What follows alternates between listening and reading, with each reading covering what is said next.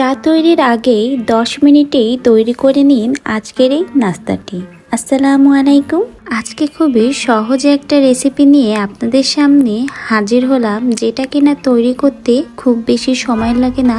হাতে 10 মিনিট থাকলেই তৈরি করে নিতে পারবেন, আর উপকরণগুলো আমাদের হাতের কাছেই পাওয়া যাবে। রেসিপিটা ভালো লাগলে লাইক দিবেন, আর বরাবরের মতোই রিকোয়েস্ট করব, যদি আমার চ্যানেলের রেসিপিগুলো ভালো লাগে অবশ্যই চ্যানেলটিকে সাবস্ক্রাইব করে পাশে থাকবেন। তাহলে চলুন আজকের রেসিপিটা শুরু করা যাক। আজকে নাস্তার জন্য ছিম নিয়েছি। ছিম দিয়ে কিন্তু খুব মজাদার একটা নাস্তা ঝটপট আপনাদের তৈরি করে দেখাবো। শীতের এই সবজিটা দিয়ে যে কেবলমাত্র ভাজি, ভুনা বা বিভিন্ন মাছ দিয়ে রান্না করা যায়, ঠিক তেমন না, সবজিটা দিয়ে কিন্তু মজার নাস্তাও তৈরি করে নেওয়া যায়। আর এতটাই ঝটপট করে নেওয়া যায় নাস্তাটা, যে আপনি যদি না দেখেন তাহলে কিন্তু ভাবতেই পারবেন না কত দ্রুতই নাস্তাটা তৈরি করে নেওয়া যায়। তো ছিমগুলো কেটে দেখুন ধুয়ে কুচি করে নিয়েছি। আর এটা আপনারা যত ভালো কুচি করবেন নাস্তাটা কিন্তু খেতে ততটাই ভালো হবে। তো আমি যতটা পেরেছি খুব ভালো করেই কিন্তু ছিমগুলো কুচি করে নিয়েছি।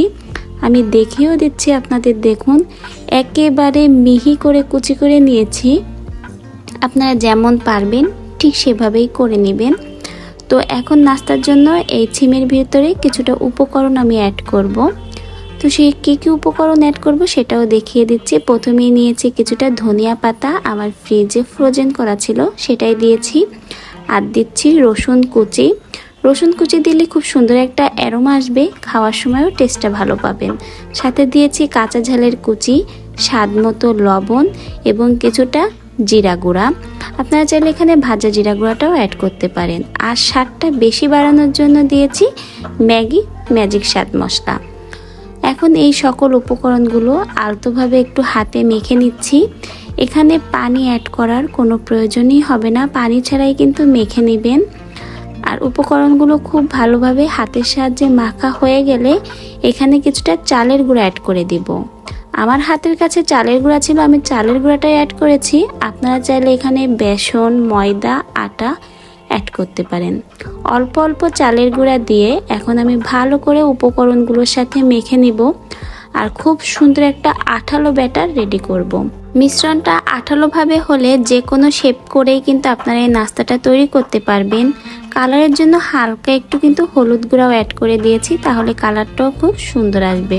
খুব ভালো করে মিশিয়ে নিয়েই কিন্তু দেখুন আমার সিমের যে মিশ্রণটা রেডি করতে চেয়েছিলাম সেটি রেডি হয়ে গেছে, আর খুব ভালো করেই কিন্তু মিশ্রণটা হয়ে গেছে।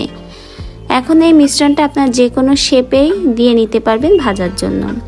কড়াইতে রেগুলার সয়াবিন তেল গরম করে এখন আমি কিন্তু বড়া বা পাকোড়া শেপ করেই কিন্তু সিমের ব্যাটারগুলো দিয়ে দিচ্ছি। কিছুটা সময় রেখে হালকাভাবে উল্টিয়ে নিচ্ছি। আর চুলার হিটটা কিন্তু অবশ্যই মিডিয়াম হিটে রেখেই ভেজে নিতে হবে সময় নিয়ে। একটু সময় নিয়ে বারে বারে নাড়িয়ে চাড়িয়ে ভেজে নিতে হবে। আর ভাজার মাঝে অবশ্যই খেয়াল রাখবেন যেন পুড়ে না যায়। আর এটা কিন্তু একটু ধৈর্য সহকারে ভাজতে হবে, তাহলেই কিন্তু খেতে ভালো হবে। ভেতরটাও খুব সুন্দর করে ভাজা হবে, আর উপর সাইডটাও কিন্তু মুচমুচা হবে। তো দেখুন আমার সিমের নাস্তাটা রেডি হয়ে গেছে, আমি তুলে নিয়েছি। আর একইভাবে বাকি যে ব্যাটারটা ছিল সেটাও দিয়ে দিচ্ছি। আর একই প্রসেসে মিডিয়াম হিটে রেখেই বাকিগুলো ভেজে নিচ্ছি। খুব একটা বেশি কিন্তু সময় লাগে না, বললাম তো হাতে 10 মিনিট থাকলে এই নাস্তাটা বানিয়ে নিতে পারেন।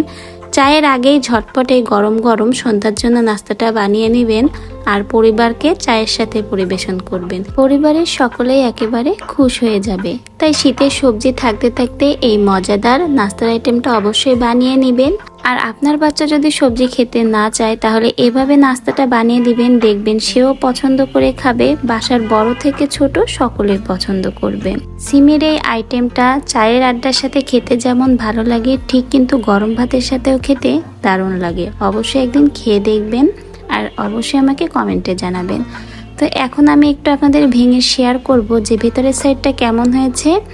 তো দেখুন বাইরেটা একেবারেই মুচমুচা, আর ভেতরটা কিন্তু মাশাআল্লাহ দেখুন খুব সুন্দর করে ভাজা হয়েছে, সফট হয়েছে। তো এভাবে অবশ্যই ট্রাই করবেন। আর এরকম নতুন রেসিপি দেখতে চাইলে আমার চ্যানেলটিকে সাবস্ক্রাইব করবেন, পাশে থাকবেন সবাই। আল্লাহ হাফেজ।